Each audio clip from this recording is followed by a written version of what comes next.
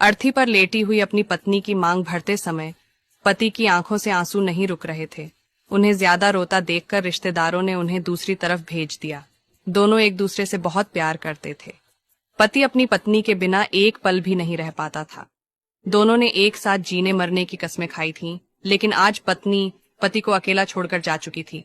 अब सभी पत्नी का शव श्मशान घाट लेकर जा रहे थे और जाते जाते पति अपनी पत्नी के साथ बिताए पलों को याद करके खूब रो रहा था और ये सोचने लगा कि मेरी पत्नी मेरे कदम से कदम मिलाकर साथ चलती थी और आज वह मुझे अकेला छोड़कर कैसे चली गई।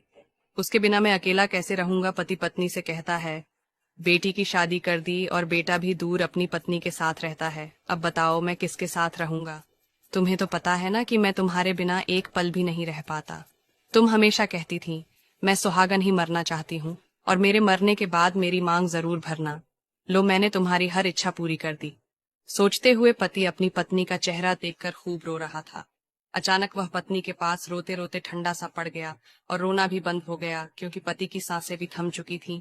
यह देखकर सभी लोग बहुत डर गए। तभी उनका बेटा पास जाता है और कहता है, उठो पापा उठो। लेकिन जब 5 से 7 बार कहने पर भी नहीं उठे तो उनके बेटे की चीख निकल गई और वह खूब रोने लगा। लेकिन पति तो अपनी पत्नी के पास जा चुका था